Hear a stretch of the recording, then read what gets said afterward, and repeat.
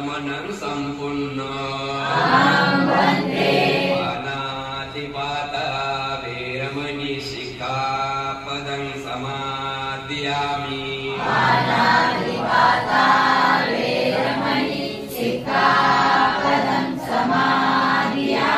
अदिनादाना वेरमणि सिक्खापदं समादयामि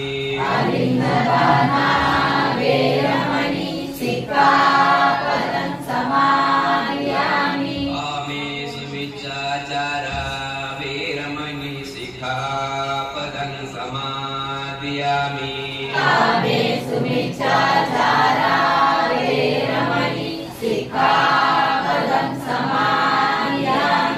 मुसावादा वेरमणि सिक्खापदं समादयामि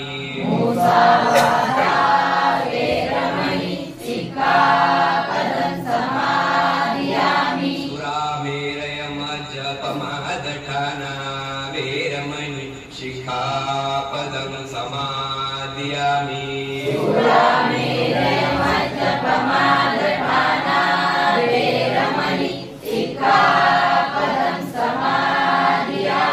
सर्वांनी शांत राहायचं आहे. अष्टशे सर्वांनी शांत राहायचं आहे.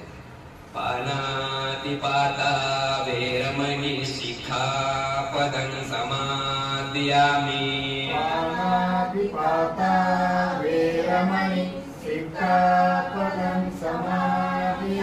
अदिनादाना वेरमणि सिक्खापदं समादयामि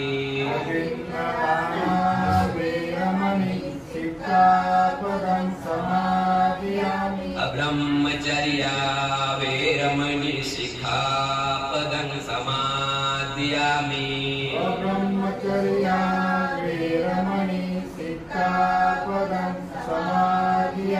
मुसावादा वेरमणि सिक्खापदं समादयामि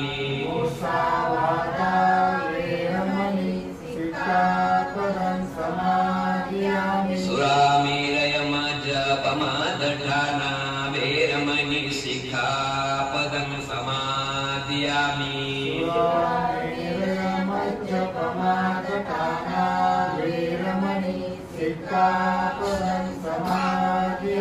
विकालभोजना वेरमणि सिक्खापदं समादयामि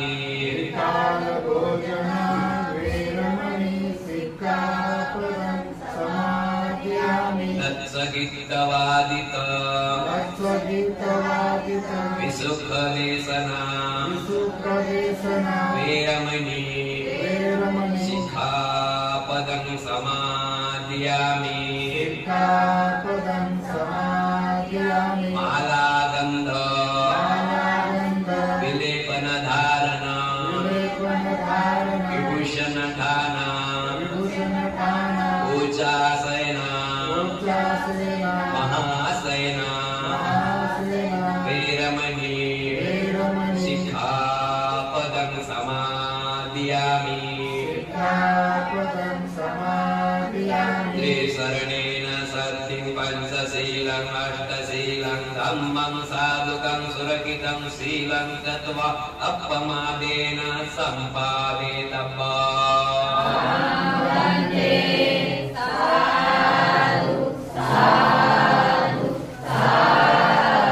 सपत्यो विवचन्तु सपरो विनशतु मते भवन्तवन्तरायो सुखी दीर्घायुः अभिवादना सिरिसनिजवता पचायो चत्तारो धम्मवट्टन्ति आयुर्मनो सुखं वदन्ति भवतु सर्वमङ्गलं रक्षन्तु सर्वदेवता सर्वबुद्धानुभावेन सदा स्वस्तिर्भवन्तु ते भवतु सर्वमङ्गलं रक्षन्तु सर्वदेवता सर्वधर्मानुभावेन सदा स्वस्तिर्भवन्तु ते भवतु सर्वमङ्गलं रक्षन्तु सर्वदेवता सर्वसङ्गानुभावेन सदा स्वस्तिर्भवन्तु ते इच्छितं पतितं त्वयं क्षिपमेव समिज्यतु सपे पुर्यन्तु चित्तसङ्कल्पा चन्दोपन्नरसो यथा आयुरारोग्य सम्पत्ति सग संपत्ती मेवच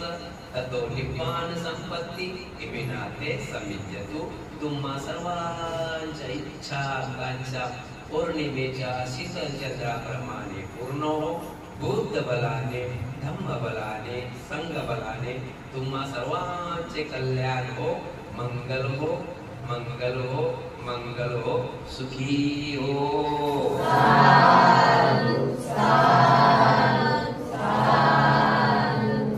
मिलिंद प्रश्न या पवित्र ग्रंथाच्या वाचनाला सुरुवात होत आहे.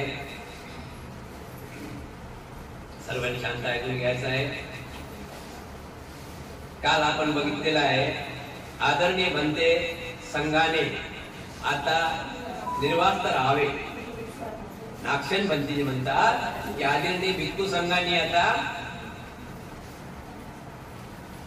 निर्धास्त राहावे.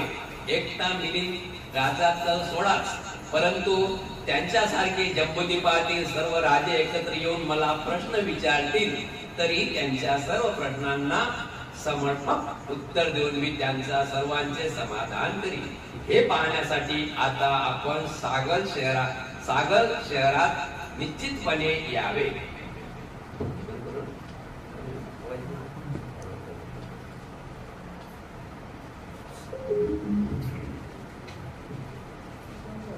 अत्यंत शिस्तबद्ध असा त्यांनी केलेला पोशाख एखाद्या दीपमालाप्रमाणे शोभून दिसत होता.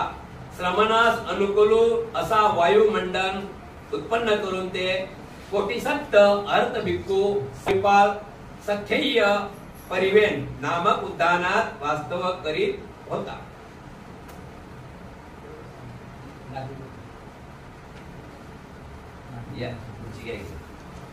तुम्ही या शेतगोळ ठीक आहे.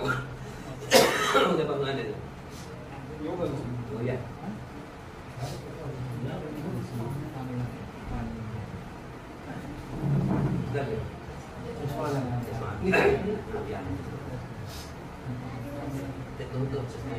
ठीक आहे. त्यावेळी आयुष्यमान आयुपाल सख्येय परिवेन नामक उद्यानात वास्तव करीत होते.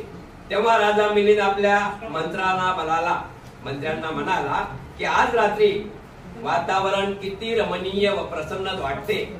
अशा वातावरणामध्ये धम्मचर्चा व प्रश्नोत्तर करण्यात अत्यंत मौज वाटते.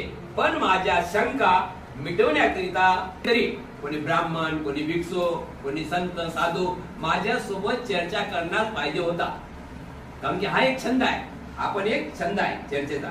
तर मला एक चर्चा करण्यासाठी, धम्म चर्चा करण्यासाठी मला पाहिजे होता, म्हणजे मला चांगलं वाटेल. त्यावेळेस अशा वातावरणात धम्मचर्चा प्रश्नोत्तर करण्यास अत्यंत मौज वाटते. पण माझ्या शंका मिटवण्याकरिता कोणता श्रमण ब्राह्मणाकडे जाऊन माझ्याशी चर्चा करून माझे समाधान करण्याचे कोणात तरी सामर्थ्य आहे काय आणि कोणीतरी आहे काय असं तो मंत्र्यास बोलला. मंत्री लोक बोलतात, महाराज आयुष्यमान आयुपाल नावाचे एक स्थवीर त्रिपिटकाचार्य आहेत. ते फार विद्वान भिक्खू असून सख्य परिवेन येथे सध्या त्यांचे वास्तव आहे. तेव्हा महाराज आपण त्यांच्याकडे जाऊन प्रश्न विचारावे असे 500 यवन सैनिकांनी राजाला सांगितलंय की या नगरामध्ये तुम्ही जे बोलत आहात तर या नगरामध्ये महास्थवीर आयुपाल आलेले आहेत. तर आमची इच्छा आहे की तुम्ही त्यांच्याकडे जाऊन आपल्या चर्चेचं समाधान करावं असं राजाला सांगण्यात आलं. राजा बोलते ठीक आहे, तर मी त्यांच्याकडे येत असल्याबद्दल भदंत आयुपाल यांना निरोप पाठवा.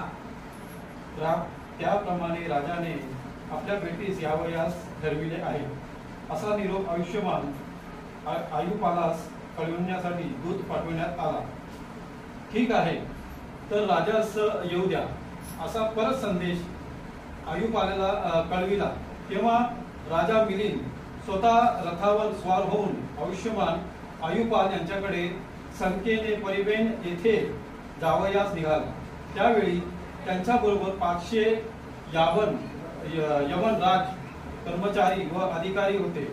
तेथे पोहोचल्यावर शिष्टाचारानुसार नतमस्तकपदी झाल्यानंतर मिलिंद राजा अदबीने एका बाजूस बसला व म्हणाला, म्हणते आयुपाल, आपण प्रवचित का झाले, त्यामागे आपला उद्देश काय आहे? महाराज, धर्मानुसार आचरण करता यावे व शांतीपूर्वक जीवन घालविता यावे म्हणून मी प्रवचित झालो, असे आयुपाल उत्तरले. पण म्हणते, अशा प्रकारे जीवन कंठणारा एखादा सामान्य नागरिक आपणास माहित आहे का? होय महाराज, असे सामान्य नागरिकही आहेत. भगवान बुद्धाचे धम्माचे अधिराज्य स्थापन करताना बनारस येथील ऋषिपतन मृगदया वनामध्ये चक्राचे परिवर्तन केले असता 18 कोटी ब्रह्मदेव तसेच इतरही कित्येक देवांना धर्मज्ञान झाले होते. ते सर्व सामान्य नागरिकच होते. त्यापैकी तेही सुखाचा त्याग केलेला प्रज्वलित कोणीही नव्हते. तसेच महामंगल समचित्त परियाम राहुलोवाद आणि पराभव सुलाचा तथागताने उपदेश केला असता असंख्य देवांना धर्मज्ञानाचा बोध झाला होता. ते सर्व सामान्यग्रस्त नागरिक होते, प्रवचित नव्हते. म्हणते आयुपाल, तुमची प्रजा निरर्थक आहे, प्रवज्जा निरर्थक आहे. ऐहिक सुखाला वंचित होऊन प्रवचित झालेले आणि धृतांगाचे पालन करणारे सर्वच बौद्ध भिक्खू आपल्या पूर्वजन्माचे पाप कृत्यामुळे असे करतात. म्हणते आयुपाल, एका सनिक धृतांग धारण करणारे आपल्या पूर्वजन्मात निश्चयाने चोर असले पाहिजे. दुसऱ्यांच्या भोग्य वस्तूंची चोरी करणाऱ्या पाप कर्मातून फळाने ते एका सनिक वृत्ती झाले आहे. ते कधी एका ठिकाणी राहू शकत नाही.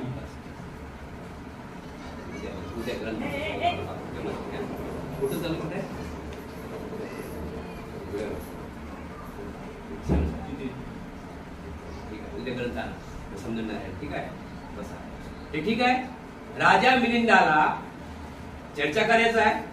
चर्चा करण्यासाठी त्यांनी सांगितलं प्रधानजीला, नोकराला, आपल्या 500 लोक होते त्यांच्यासोबत, की जा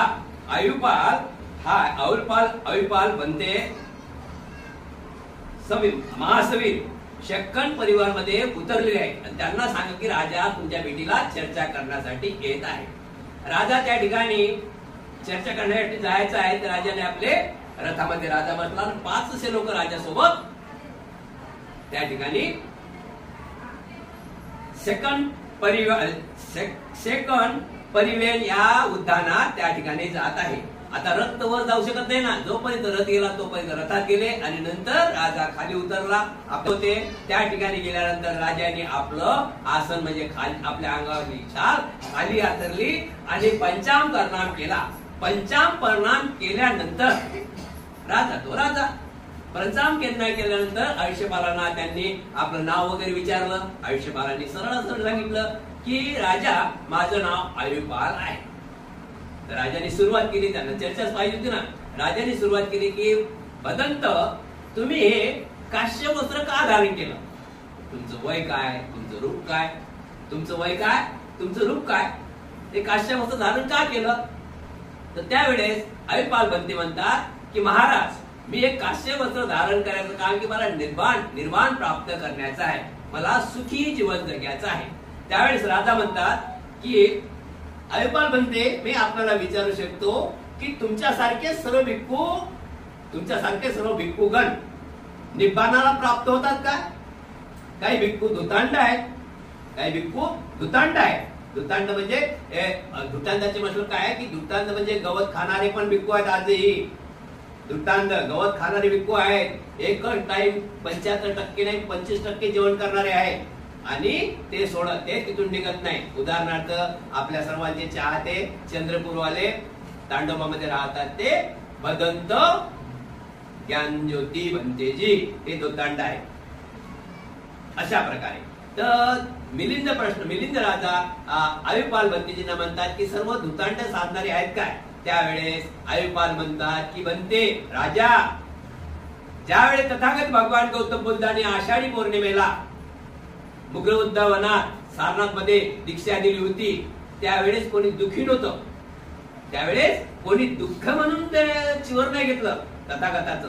काय कोंडन्य, मोक्ष, वज्रीय, माना आणि 7 पत्न्या असलेला, 7 पत्नी त्या व्यक्तीला असणारा श्रीमंत घराण्यातला मुलगा यश त्यांनी सुद्धा चिवर घेतला. 7 पत्न्या होत्या त्याला. किती पत्न्या होत्या? 7 पत्न्या. अजी श्रीमंत. त्याचा फक्त छंद काय? खाणे पिणे आणि मजा करणे. पण त्याला जीवन समजलं म्हणून त्यानं चिवर घेतलं. म्हणून आपल्या जीवनाचा खरा अर्थ समजण्यासाठी बनते राजा आम्ही हे चिवर धारण केलेलं आहे. हे चिवर काही खाण्यासाठी नाही. हे चिवर काही खाण्यासाठी नाही की मी कंटाळला, कुटुंबाला कंटाळलो असं पण नाही. पण मला माझ्या जीवनाचं सार्थ करण्यासाठी मी हे काश्य वस्त्र अंगावर घेतले आहे. व इच्छेनुसार खाऊ पिऊ शकत नाही. हा बौद्धांचा सद्गुण नव्हे, अगर सदाचारी संयमी जीवनातही नव्हे आणि ब्रह्मचार्याचे निर्मळ जीवन नव्हे. ज्यांनी अभ्यासात शिका नेहमी उघड्यावर राहणे, दुतांड धारण करणे, ते पूर्वीजन्मी गावांना उद्ध्वस्त करणारे चोर असले पाहिजे. दुसऱ्यांच्या घराची लूट करण्याच्या असल्या कारणामुळे त्यांना गृहीण अवस्थेत राहावे लागते. त्यांना लहानशा झोपडीत देखील राहावं येत नाही. येथे कसला आला सद्गुण, संयम किंवा ब्रह्मचार्याचे निर्मळ जीवन आणि बनते अविपाल. ज्यांनी एकाच आसनावर बसून राहण्याचे दुतांड वस्त्र धारण केले आहे ते पूर्वीजन्मी वाटसरूंना लुटमार करून प्रवाशांना बांधून ठेवून तिथून जाणारे असले पाहिजे. पण ते तुम्ही मला असं म्हणता की दुकानदारी असे, मला असं वाटते की ज्यांनी खूप काही पाप केलं, कोणाचे खिसे कापले, कोणाच्या घरी दरोडा टाकला, कोणाची हत्या केली, असे व्यक्ती हे भिक्खू मध्ये येतात मला असं वाटते. आणि त्यांचं पाप धुण्यासाठी ते हे काम करतात असं मला दिसून येते. म्हणून त्यांना नेहमी बसून राहावे लागते, झोप येत नाही. हा काय त्यांचा सद्गुण म्हणावायचा काय? हा सद्गुण नव्हे, संयम नव्हे किंवा ब्रह्मचार्याचे निर्भळ जीवनही नव्हे. राजा मिलिंदाचे हे उद्गार ऐकून आयुष्यमान आयुपालास काहीच सुचेना. ते अगदी चुप्प बसले. तेव्हा 500 यवन मिलिंदाचा असं म्हणाले, महाराज आयुष्यमान विद्वान आहेत. आयुष्यमान आयुपाल खूप विद्वान आहेत खरे, परंतु तेवढे आत्मविश्वासही दिसत नाही जेणेकरून आपल्या प्रश्नाची उत्तर देऊ शकतील. म्हणजे अनेक प्रकारे राजाने बनवाबनवी करण्याचं अविपालाला संकटात पाडण्याचं काम केलं. पण अविपालाने जे सांगितलं ते बरोबरच आहे की भिक्खूचीवर का घेतात. मग कोणाची हत्या केली असेल, कोणाची चोरी केली असेल, त्यांच्या घरात पटत नसेल, पती पत्नीत पटत नसेल, समाजात पटत नसेल किंवा वेष्णी असेल, असं काही नाही. महाराज ज्यांना जीवन समजलं ते चिवर मध्ये येतात. म्हणून राजा उलटसुलट प्रश्न विचारत आला आणि राजाच्या मंत्र्यांनी सांगितलं की राजा हे खूप बुद्धिमान आहेत, पण तुमच्या प्रश्नाला उत्तर देऊ शकत नाही. आता आपण इथून चालायला पाहिजे. त्याप्रमाणे आयुष्यमान अविपालास सप्त बसून आपला राजा मिलिंद मिस्किलपणे उंच स्वराने म्हणाला, अरे हे जंबूद्वीप अगदी उषाप्रमाणे पोकळ आहे, तुष्य आहे. माझ्याशी चर्चा करून माझ्या शंका दूर करू शकेल असा श्रमण ब्राह्मण किंवा पंडित विद्वान येथे कोणीही उरला नाही. मी ज्या व्यक्तीसोबत अर्थ प्राप्त झालेल्या अविपालासोबत चर्चेसाठी आलो, पण त्याने माझं मनाचं समाधान झालेलं नाही. मंत्री हे जग सर्व पोकळ आहे, हे जंबूद्वीप सर्व पोकळ आहे, भुशाप्रमाणे भरलेलं आहे. माझ्या प्रश्नाचं उत्तर देणारा या जगामध्ये कोणी दिसला नाही. विद्वान येथे कोणी उरला नाही किंवा माझ्या प्रश्नाचं उत्तर देणारा विद्वान या जगामध्ये कोणी नाही. एवढे बोलून राजा मिलिंदाने यवनाकडे पाहिले, परंतु ते अगदी निर्भय निशंकतेने उभे असलेले पाहून त्यांच्या मनात विचार आला की माझ्याबरोबर चर्चा करण्याचे धाडस असलेला कोणी एखादा भिक्खू, बौद्ध भिक्खू अवश्य असला पाहिजे. तरच हे यवन निर्भय व निसंकेतेने माझ्या डोळ्याशी डोळे मिटवून आत्मविश्वासाने उभे आहेत.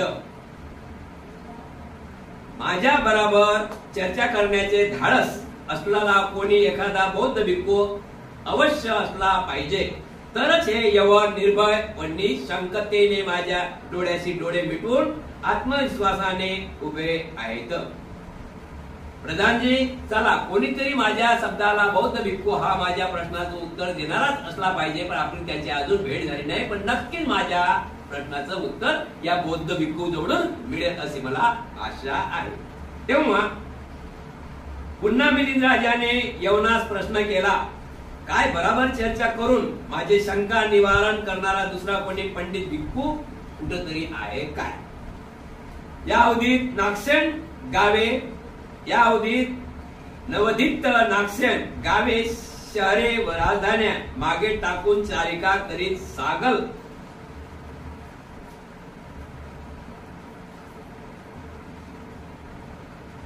सागल शहरात येऊन दाखल झाले. त्याबरोबर श्रमणाचा फार मोठा समूह होता. त्यांनी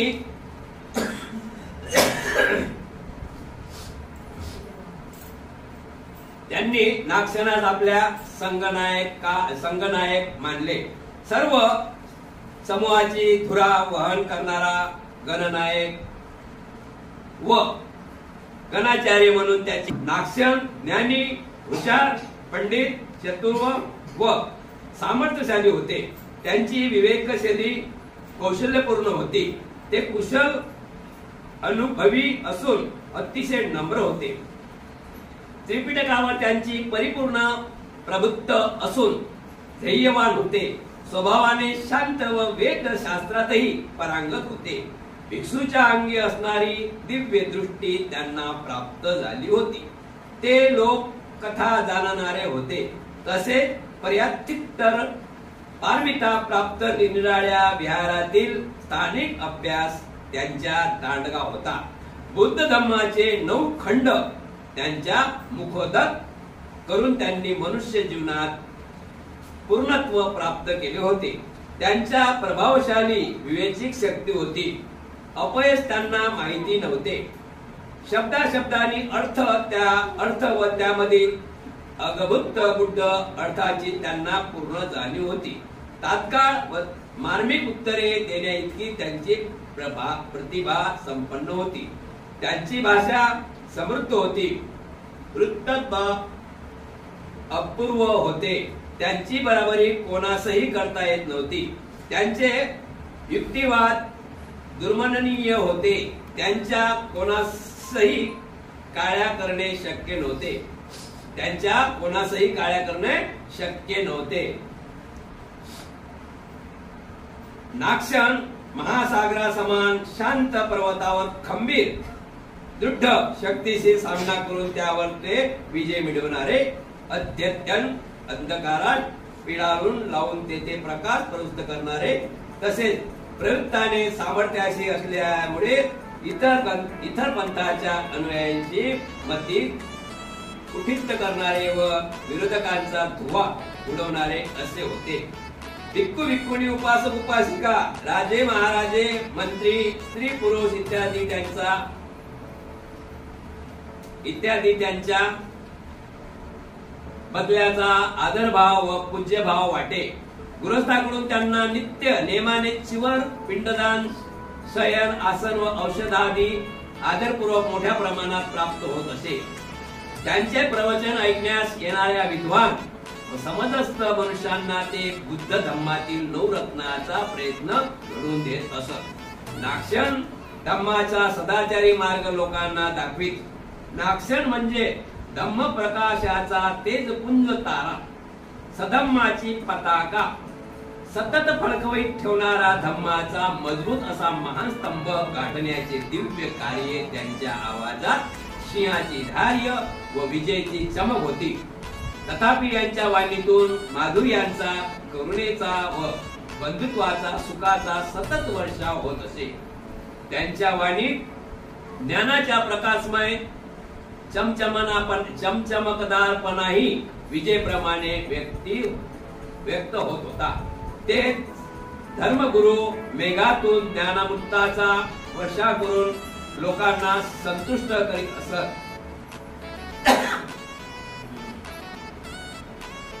अपूर्व बुद्धिमान नागसेन अपूर्व बुद्धिमान नागसेन सागर शहरात येऊन पोहोचले आणि संयम परियन विहारात त्यांनी मुक्काम ठोकले. संयख्य परिवहन विहारात त्यांनी मुक्काम ठोकले. त्यावेळी त्यांच्या सोबत 80,000 भिक्खूचा फार मोठा संघ होता.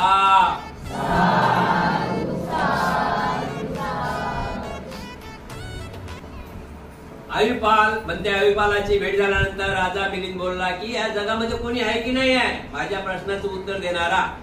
आणि त्याच वेळेस नागसेन बनतेजी सागर नावाच्या नगरात, ज्या ठिकाणी राजा राहत होता, सागर नावाचं नगर होतं, त्या नगराकडे आपला 80,000 भिक्खू घेऊन निघाला होता. किती हजार? 80,000 भिक्खू निघाला होता. भिक्खू घेऊन निघाला होता. आणि भिक्खू नागसेन एवढे हुशार होते की शास्त्रज्ञान्य म्हणजे अनेक गोष्टींना परिपूर्ण होते. त्यांना बुद्ध धम्माच्या 9 रत्नांचा पूर्ण लाभ त्यांना माहित होता. त्रिपिटकाचार्य होते. काल बघितलं त्रिपिटक 84,000 लक्ष आणि 84,000 कंद आणि 3 लक्ष गाथा हे त्यांच्या मुखपाठ होत्या. एवढा हुशार होता. आणि नागसेन रस्त्याने चालू त्यांची वाणी गोड होती, मधुर होती. त्यांचा स्वभाव तेज होता. म्हणजे त्यांच्या स्वभावावर समोरच्याने बघितलं तर बुद्धीचं तेज त्यांच्या चेहऱ्यावर दिसत होतं.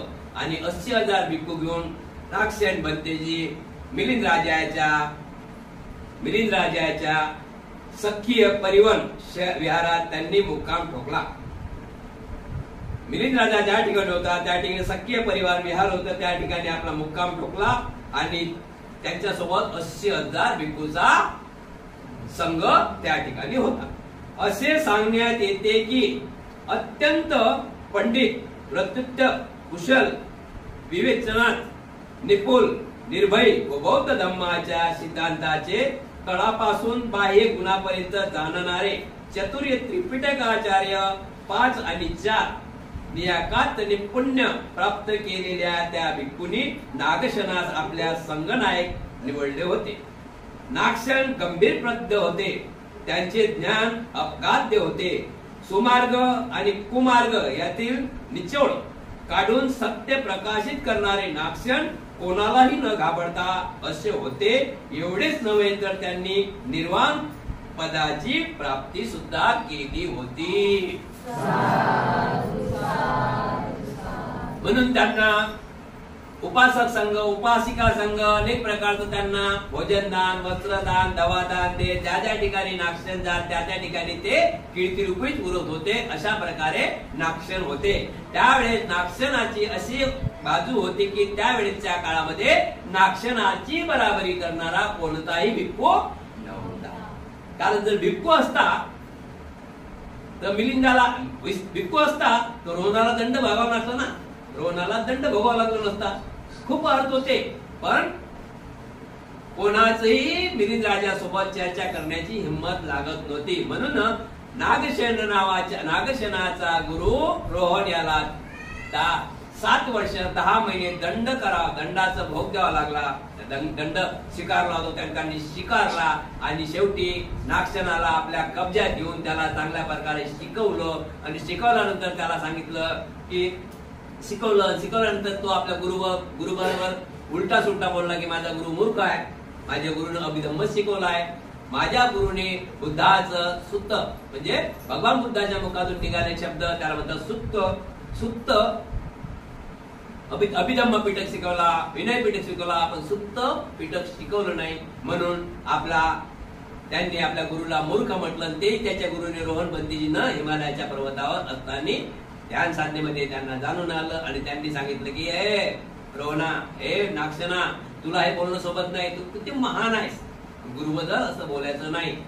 गुरुला मूर्ख वगैरे म्हणायचं नाही. आणि त्यावेळेस आता माफी मागा. तर मग माफी मागण्यासाठी सांगितलं की भगवंत मला माफी द्या, माझं खूप काही चुकलंय. भगवंत रोहनपंथी सांगतात की तुला माफी तर देतो, पण साकर नगरामध्ये राजा मिलिंद आहे आणि तो भिक्खू संघाला खूप त्रास देत आहे. तो भिक्खू संघाला खूप त्रास देत आहे, उलटा सुलटा प्रश्न करून भिक्खू संघाची मान खाली घालत आहे, म्हणजे संघ बदनाम होत आहे. जर तुला माफी मागायचं असेल तर त्या मिलिंद राजाच्या प्रश्नाला उत्तर दे, मी तुला माफ करीन. आणि ते त्यावेळेस सांगितलं ना की बदंत हा मिलिंद राजा एकच काय, असे कैक राजे आले तर मी त्यांची बाजू घेणार नाही, सर्वांना मी त्यांच्या प्रश्नाचे उत्तर समाधानीपणे देईन असे बोलले. त्या अनग्र सत्यवाद भिक्खूसह गावी शहरे फिरून नागसेनाथा सागर शहरात येऊन पोहोचले होते. पर्वतीय वनात जसा सिंह तसे मनुष्यामध्ये स्वभायान दिसणारे नामक नागक्षण सख्य पर्यंत या विहारात थांबले होते. आयुष्यमान नागक्षणाशी मिलिंद राजाची पहिली भेट. देवमंत्री मिलिंद राजास म्हणाला, महाराज थांबा, सध्या नागसेन नावाचे बौद्ध भिक्खू सखेत पर्यंत येथे मुक्कामास आहेत. ते विद्वान, समर्थ, हुशार, विनयशील पण ध्येयवान असून भाषेवर त्यांचे चांगले प्रभुत्व आहे. धम्मज्ञानावर त्यांचा दांडगा अभ्यास आहे. बौद्ध तत्वज्ञान मनुष्य मात्रास पूर्ण तत्वाकडे घेऊन जाणारे आहे असे त्यांचे म्हणणे आहे. त्यांचा विरुद्ध घेतल्या अपेक्षांचे ते समर्थनपणे खंडन करणारे आहेत.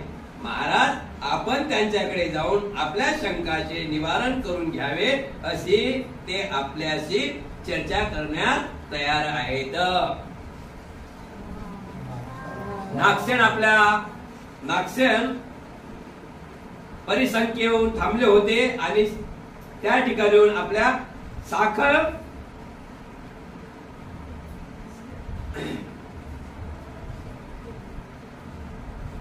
येत आहेत. आणि हे चर्चा राजाला काही लोकांनी सांगितले की राजा, तुमच्या सवालाचा जबाब देणारे नागसेन बंदीजी ते हर गोष्टीनं परिपूर्ण आहेत आणि तेच तुमच्या प्रश्नाला उत्तर देतील, म्हणून आपण त्यांच्याकडे जाऊन चर्चा करावी. एकेएकी नागसेनाचे नाव ऐकून राजाच्या मनात भयभीत झाले. त्यांचे गात्र शिथिल पडले आणि अंगावरील रोम ताट झाले. असे का व्हावे हे राजा मिलिंदाला सुद्धा कळाले नाही. तेव्हा त्याने मंत्र्यास पुच्छा केली, तो नागसेन माझ्याशी चर्चा करण्यात तयार आहे का? ज्यावेळेस मंत्र्याने सांगितले की राजा, खूप काही दिवस झाले तुमच्या सोबत चर्चा करणारा कोणी भेटलंच नाही, पण आता आपल्या नगरामध्ये नागसेन नावाचा भिक्खू अर्थ भिक्खू हा येत आहे आणि तो तुमच्या प्रश्नाचे जरूर उत्तर देणार आहे. जसं नागसेन नाव ऐकलं तसंच राजाच्या अंगाला भयभीती सुटली, अंगावर काटा आला. आजपर्यंत असं झालं नाही, पण या नागसेन नावाने हे काय झालं, कोणाला काय म्हणावे सुचत नव्हतं राजाला समजली की आता काय आपलं खरं नाही. एकदम अंगाला काटा उभा राहिला ना नागसेनाचं नाव काढल्यानंतर. होय महाराज,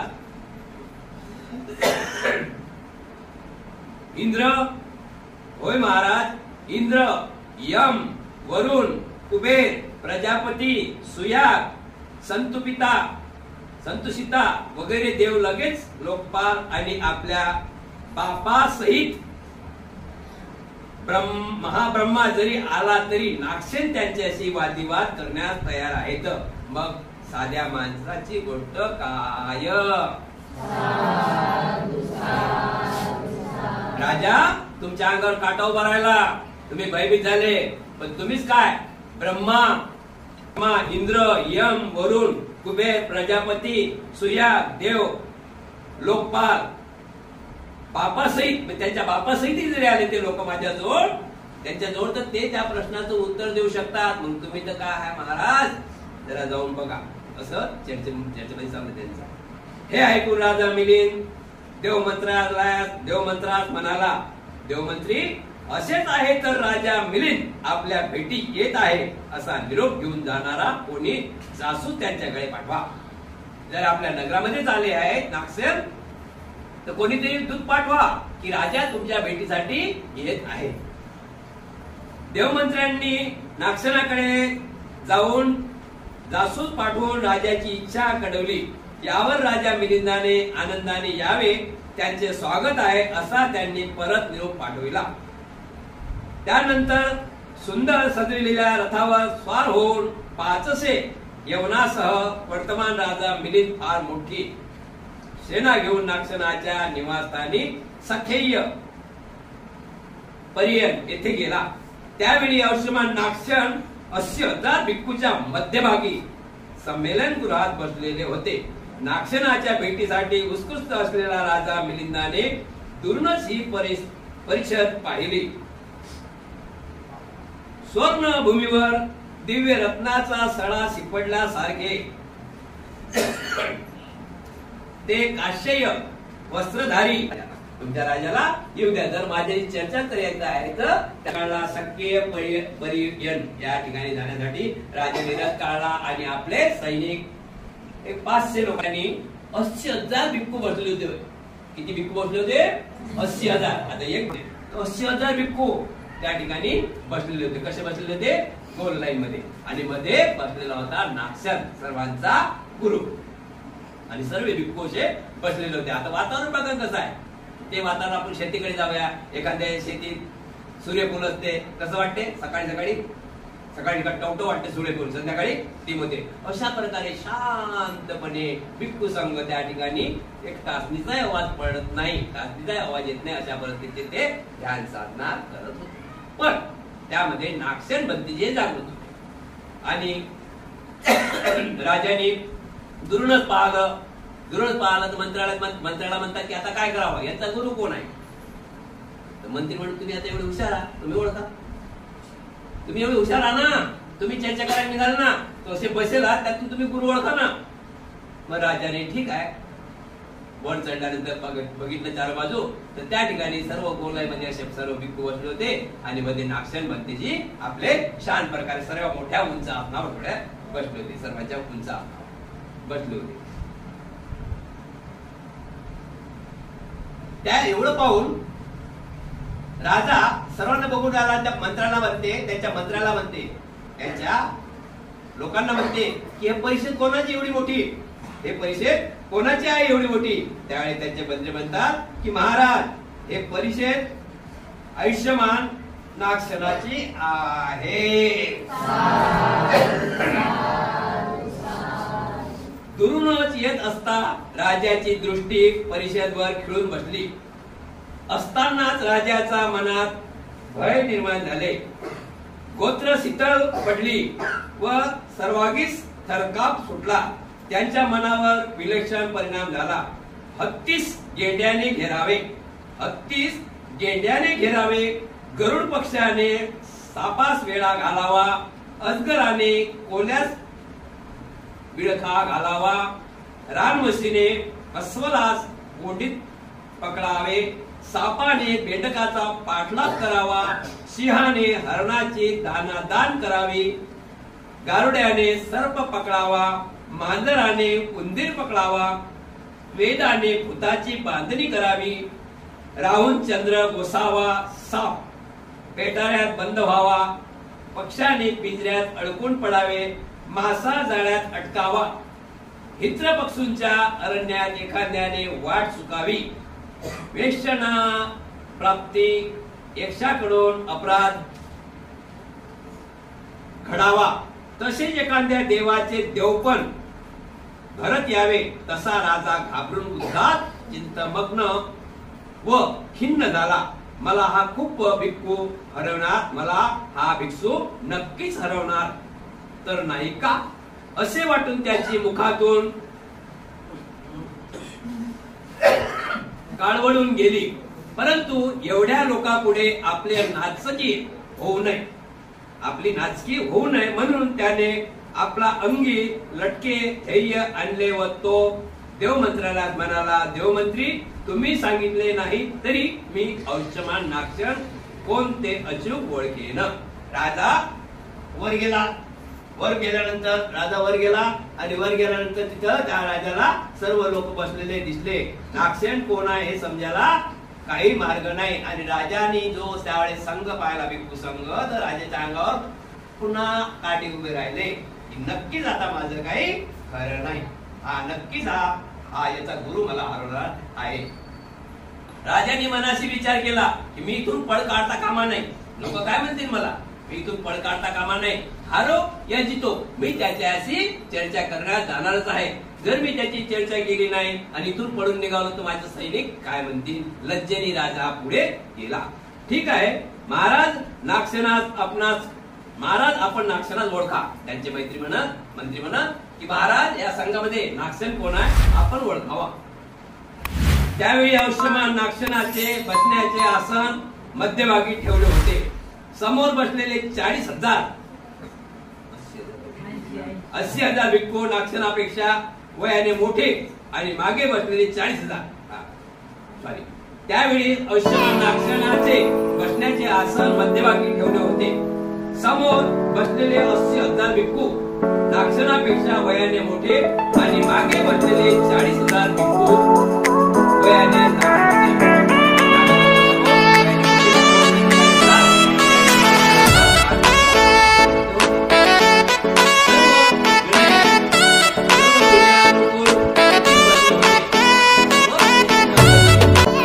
लहान होते. बिंदासपणे बसलेल्या नागसेनाच्या मुखमंडळावर ज्ञानाचे ते स्पष्ट दिसले होते. त्यावेळेस राजा मिलिंदाने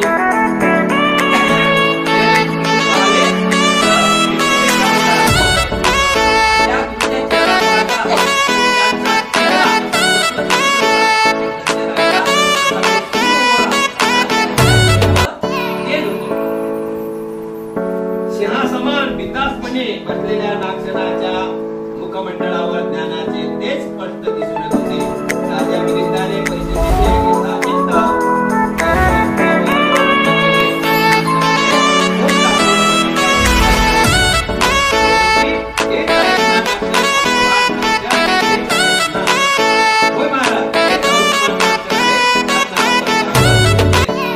कोणी न सांगताही आपणास नागसेनाला बरोबर ओळखता आले. याबद्दल मिलिंद राजा अत्यंत आनंद झाला. त्याची रचलेली हिंमत पुन्हा दृढ झाली. तथापि नागसेनानं आताची राजाच्या त्याच विद्येने असे सांगता की त्या ज्ञानसंपन्न आणि भाऊ राजा सहज उगारला. हे आतापर्यंत अनेक वक्ते आणि वादपट्टू पाहिले आहेत. अनेकांशी शस्त्रास्त्रे गेले आहे, परंतु आज वाटत नसलेली कधी नव्हे आज माझे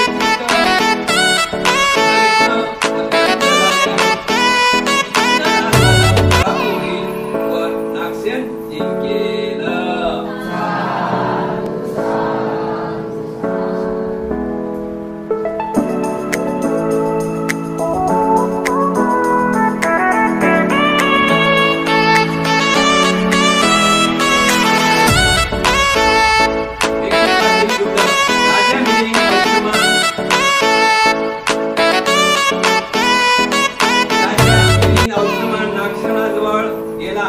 अभिवादन करून एका बाजूला बसला. नागसेनाने राजाच्या अभिवादन केले. नागसेनाने राजाला अभिवादन केले. त्यामुळे राजाच्या चित्ताला सांत्वना मिळाली. राजाने शिष्टाचारपूर्वक प्रश्न केला, म्हणते आपणास कोणत्या नावाने ओळखले जाते. आपले शुभ नाव काय. आता झाली चर्चा चालू, शांतपणे ऐका. राजा मिलिंद अवश्यमान नागसेनाजवळ गेला आणि अभिवादन करून एके बाजूला बसला. नागसेनानेही राजाला अभिवादन केले. त्यामुळे राजाच्या चित्ताला सांत्वना मिळाली. थोडे आदर वाटला, बरं वाटलं. राजाने शिष्टाचारपूर्वक प्रश्न केला, म्हणते आपणास कोणत्या नावाने ओळखले जाते. आपले शुभ नाव काय बरे.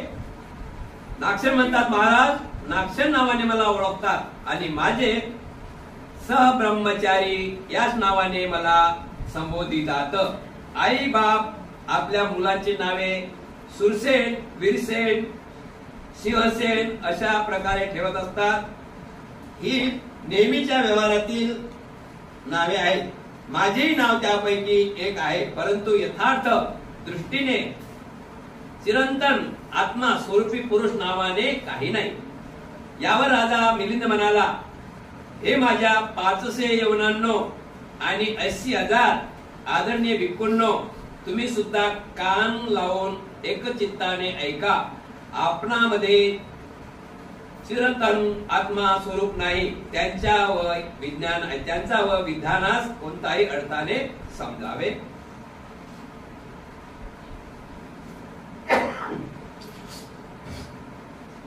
पंते नागसेन, जर चिरंतन असा कोणी पुरुष नाही हे आपले म्हणणे खरे आहे, खरे मानावे तर आपणास सुवर्ण पिंडदान, शयासन व औषधी इत्यादी देतो तो कोण? तसे त्यांचा उपभोग घेतात ते कोण? सदाचार्याचे लक्षण करतात ते कोण? पुरुषोत्तम श्रेष्ठाच्या मार्गातील दिव्य लाभ जे निर्वाण त्यांच्या संस्काराने करतात ते कोण? प्राणी हिंसा करतात ते कोण? चोरी करतात ते कोण? भोग वासनात दृष्ट जीवन कटणारे ते कोण? खोटे बोलतात ते कोण? दारू पितात ते कोण? थोडक्यात पंचशील न पाळल्यामुळे ज्या दृष्टिकृत्याचे फळ जिवंतपणीच भोगवतात ते कोण? आपले म्हणणे जर सत्य असेल तर पुण्यही नाही की पापही नाही असेच म्हणावे लागेल. मग पाप पुण्य कसलाही कोणी नाही आणि करविणाराही कोणी नाही. तसेच पाप व पुण्य कर्माची फळे भोगणारा देखील कोणी नाही. पण ते नागसेन, कल्पना करा की कोण्या एखाद्या इस्माने आपणा ठार मारले तर तो कोणी ठरणार नाही. कारण तुमच्यामध्ये नावामध्ये चिरंतन असे काहीच स्वरूप नाही ना. मग तुमचे आचार्य निरर्थक ठरतील, तुमचे उपाध्याय व तुमचे उपसंपदा देखील निरर्थक ठरेल. राजाने प्रश्न उत्तर चालू केले. सर्वात पहिले राजाची आणि मिलिंदाची भेट झाल्यानंतर राजाने प्रश्न उत्तराला सुरुवात केली की बनते तुमचं नाव काय? त्यावेळेस बोलतात माझं नाव नागसेन आहे. तर तुमचं नाव नागसेन कसं होऊ शकते? तुमचं नाव नागसेन कसं होऊ शकते? नागसेनाने सांगितलं जसं नागसेनाने सांगितलं की कोणाचं नाव हे असते, कोणाचं नाव सूरसेन असते, कोणाचं नाव वीरसेन असते, कोणाचं नाव सिंहसेन असते. अनेक मुलाचे प्रकारे अनेक नाव असतात. नावं कशासाठी असतात? की ओळखू आला पाहिजे. माणसाचं नाव कशासाठी देतात? ओळखू आले पाहिजे. तसं माझं नाव आहे. तर त्यावेळेस पासून सुरुवात झाली की राजामध्ये तुमचं नाव कसं काय? कोणी चोरी करते, कोणी बदमाशी करते,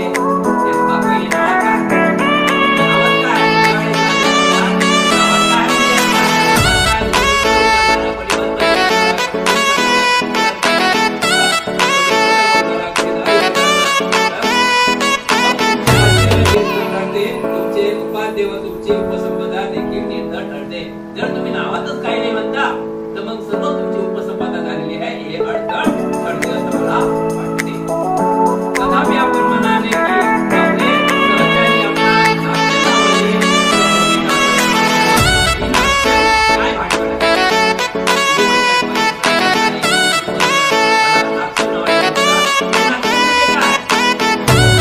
काय भांडवल पण ते अंगावरील केसांना नागसेन समजावे काय? तुमच्या अंगावर केस आहे त्यांना नागसेन समजावे काय? नाही महाराज. तर मग रोम म्हणजे नागसेन समजावे काय?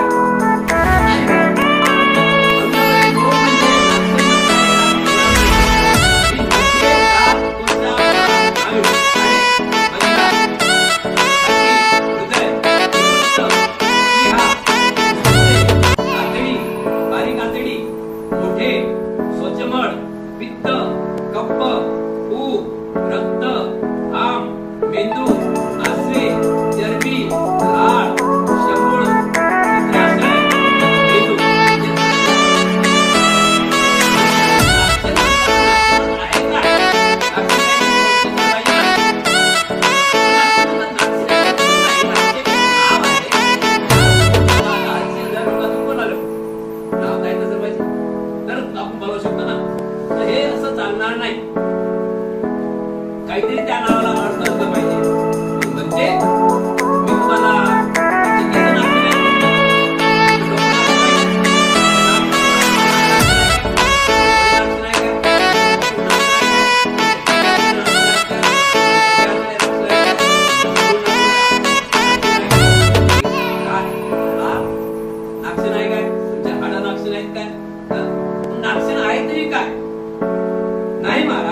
मग आपल्या रूपातच नाक्षण असे संबोधलेले बरे. नाही बा, तुमच्या वेदनामध्ये नाक्षण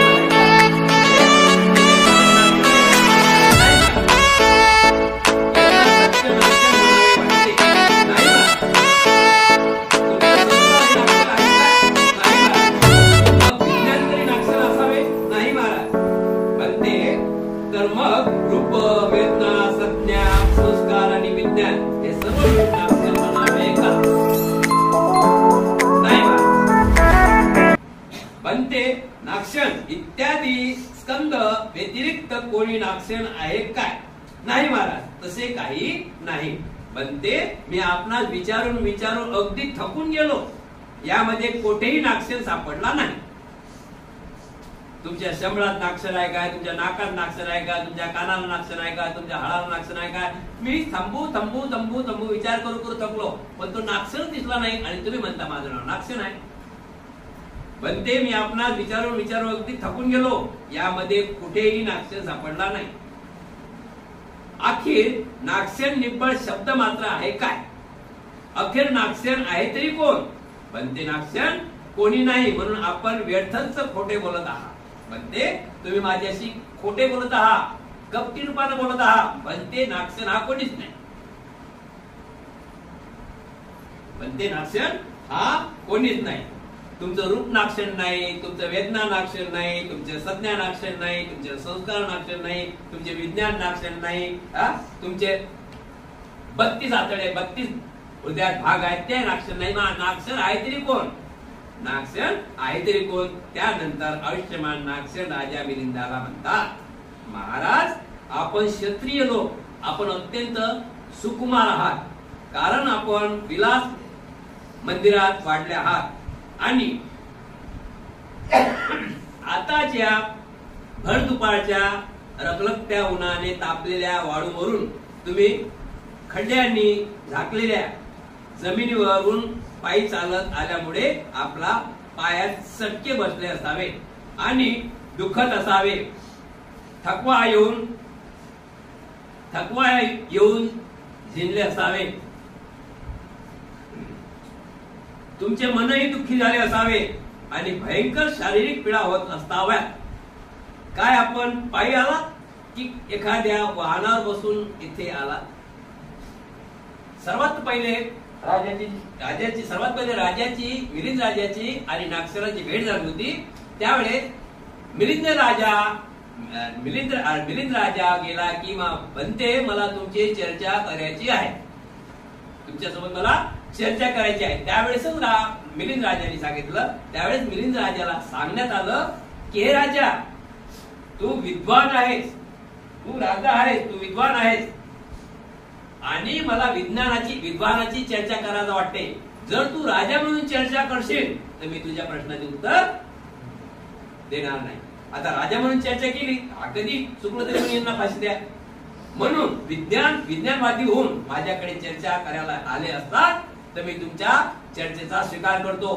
पण राजा म्हणून जर तुम्ही आले असतात तर मी तुमच्याशी चर्चा करत नाही. जर माझ्याशी चर्चा करायची असेल तर तो राजमुकुट बाजूला ठेवा. राजमुकुट बाजूला ठेवा. सर्वसामान्य माणसासारखा माझ्याशी चर्चा करा. आणि नंतर मग चर्चेला सुरू झाली. नाक्षर कोण अनेक प्रकारचे वाचलं. नाक्षर कोण मग नाक्षर नावाची चीजच नाही. त्यावेळेस नाक्षर म्हणतात की बनते राजा तुम्ही ऐस आरामात जगणारे लोक आहात. राजा तुम्ही ऐस आरामात जगणारे लोक आहात. तुम्ही खूप या ते या वगैरे वगैरे. आणि आता मी सांगतो ते माझ्या प्रश्नाचं उत्तर द्या. तुम्ही इथं आले, खडकातून आले, पायाला चटके लागले, अनेक ठिकाणून त्रास करीत आले माझ्याकडे. पण कशात आले? पायी आले का? कशात आले? पण वाहन आणलं काय? वाहनावर बसून आले काय की पायी आले? वाहनावर बसून आले इथे. पण ते मी पायी आलो नाही. रथ म्हणते मी या ठिकाणी तुम्हाला भेटायला पायी आलो नाही तर रथातून आलो आहे. काय रथातून आला म्हणता? कोठे आहे तुमचा रथ? हा दांडा रथ म्हणावं काय? कोठा आहे तुमचा रथ? मग तो समोर आहे. मग तो समोर आहे तर तो जो दांडा आहे त्याला रथ म्हणावं काय? नाही बनते. हा कणा रथ आहे का? हा कणा रथ आहे का? नाही बनते. काय ही चाके रथ आहेत का? नाही बनते. काय हा सांगाळा म्हणजे रथ आहे का? नाही बनते. ह्या दोऱ्या रथ आहेत काय? नाही बनते.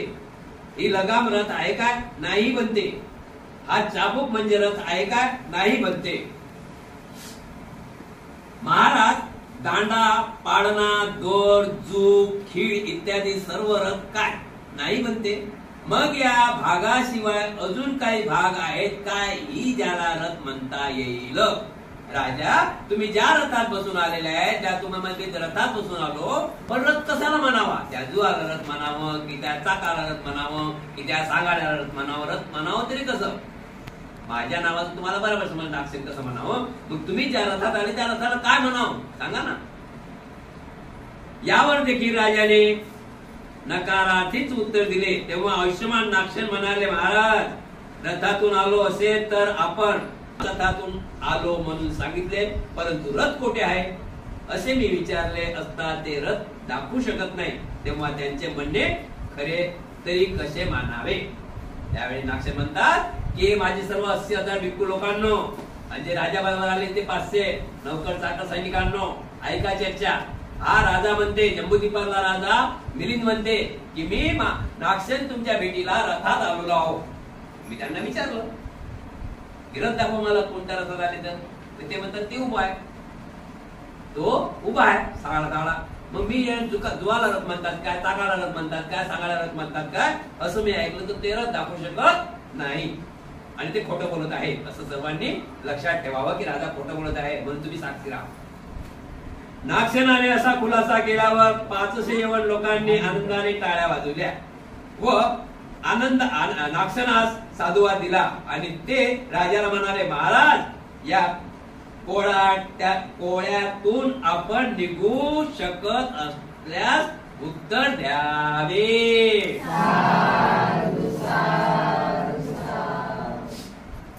यावर राजा मिलिंद उत्तरला, बनते मी आपणास खोटे असे काही सांगितले नाही.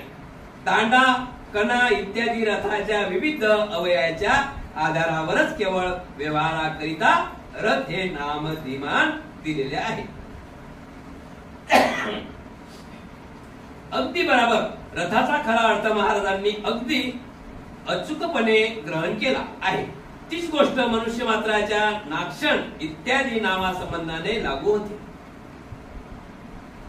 केसादी शारीरिक अवयव व स्कंदादिनाच्या आधारावरच व्यवहारासाठी माझे नाव नागसेन असे ठेवण्यात आले आहे. राजा तू म्हणतो की अशा प्रकारे तर माझे नाव तसंच आहे व्यवहारासाठी. हे बघ नागसेन म्हणतात इकडे या, व्यवहारासाठी माझं नाव ठेवलं आहे ना. आमच्या घरी उद्या भोजनाला या, काय नाव घेतील? विनंती केला की नाही की वदंत नागसेन उद्याचं भोजन आमच्याकडे घ्या. मग त्याच्यासाठी नाव ठेवलेलं आहे. परंतु परमार्थ नागसेन असा चिंतन पुरुष कोठेही विद्यमान नाही.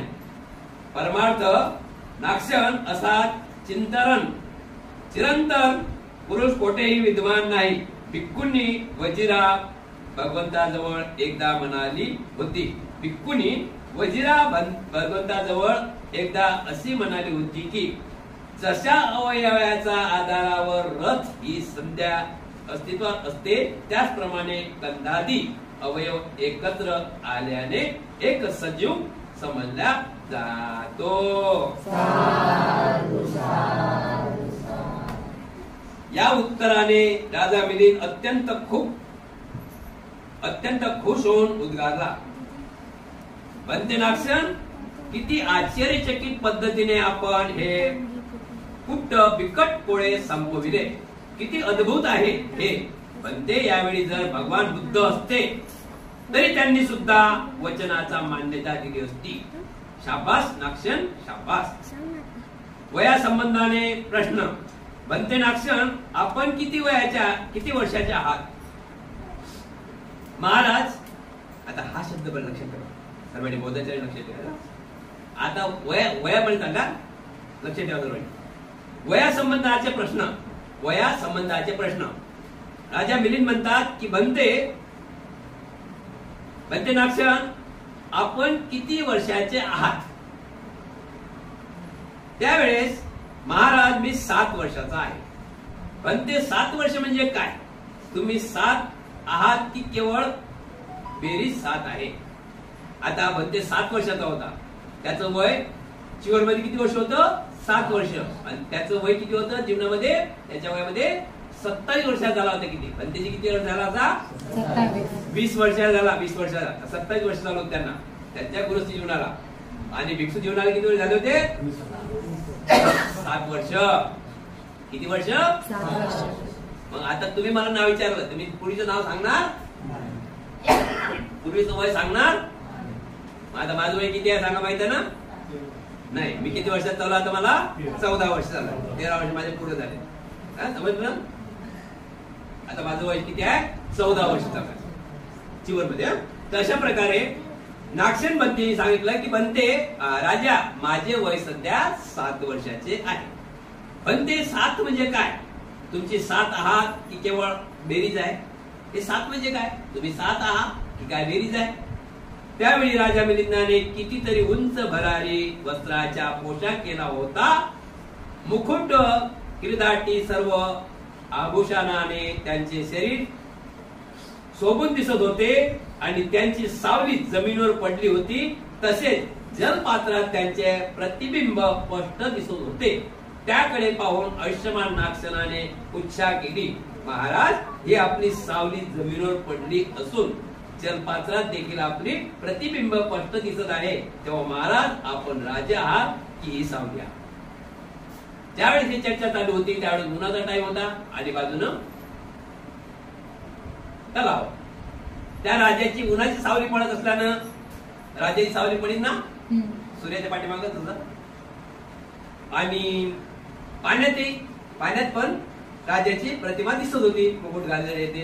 तर नागसेनाने विचारलं की राजा तुम्ही एवढा पोशाख घातला आहे, एवढं तुमचं दागदागिरी तुमच्या अंगावर आहे, तुमचा राजमुकुट आहे, पण तुमची सावली जी आहे हे मिलिंद आहे काय? किंवा तुम्ही या पाण्यात दिसत आहे हे मिलिंद आहेत काय? म्हणते राजा मी आहे, ही सावली नाही परंतु दिसत असलेली सावली माझ्यामुळे येथे पडत आहे. राजा मी आहे परंतु पडलेली सावली हे माझ्यामुळे दिसत आहे. महाराज तोच अर्थ माझ्या वयासंबंधी ग्रह समजावा. येथे मी 7 नसून सर्वांची बेरीज 7 आहे. म्हणते आपण हे गंभीर कोडे किती आश्चर्यजनक पद्धतीने समजावून सांगितले. खरोखर अद्भुत आहे. खरोखर अद्भुत आहे. उद्याचा भाग आहे विज्ञानातील वादवर आज वाद. समजून नाही ना भाषा? मस्त पाठी